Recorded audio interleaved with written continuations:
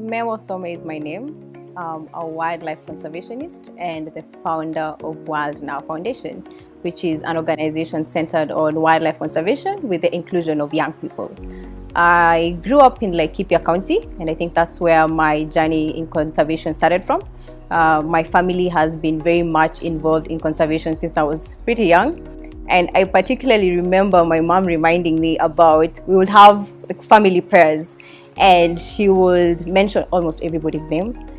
And I would cause a tantrum if she doesn't talk about why aren't you praying for the cats, the dogs, the animals. So when I think about that illustration, I always think, okay, it's something that has been ingrained in me since I was very young. I started focusing officially on conservation when I was in high school. I was the head of the environment club.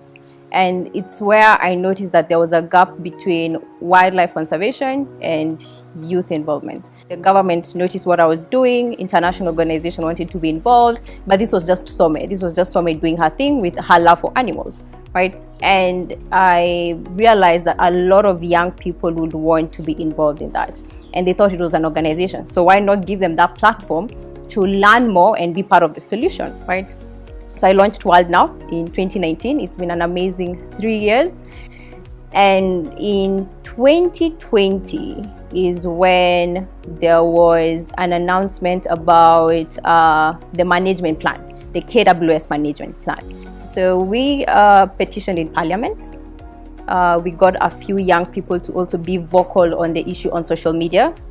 And a couple of weeks later, it was tabled in Parliament and we were called to officially petition, which was a success. Some of the challenges that I've faced, especially as a lady in the conservation industry, are two things.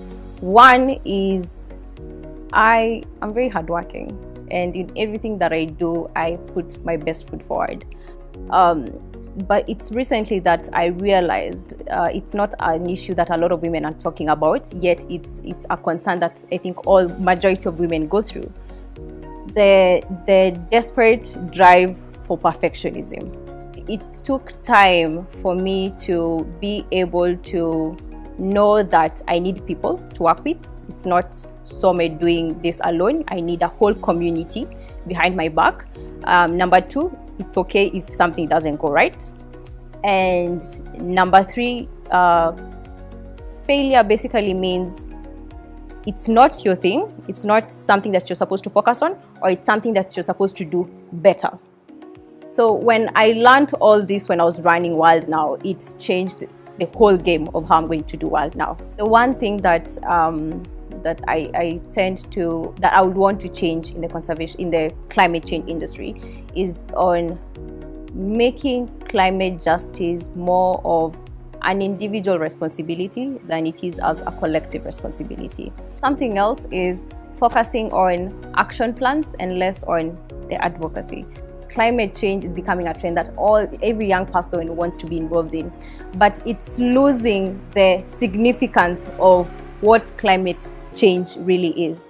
Because if you ask a lot of the climate change activists out there nowadays, the basics of how to combat it is an issue. We can't have a conversation if even the basic science of climate change is not there. Where are we supposed to get the action plans for? So the unique perspective that I bring as a young African woman in the conservation industry is one, I believe there is power of working with communities themselves. And why I say this is because Wild Now Foundation, we are centered in also understanding the knowledge that the communities have had in terms of conserving the environment. I believe they are the custodians of what conservation really is. The things that I bring forth is not just the voice of young people, but also the voice of indigenous communities, the local communities. I do believe they do know more than us. We just don't give them the opportunity to teach us. We talk about educating communities, but can the communities educate us as well? I believe the system of conservation has been very welcoming to women. I don't believe that I don't think a lot of women have been involved in conservation fully, but we are moving at a great pace. I've worked with a lot of women organizations.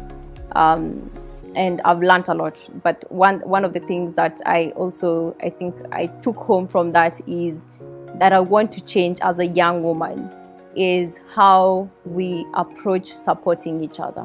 Working together doesn't mean just conversing about it.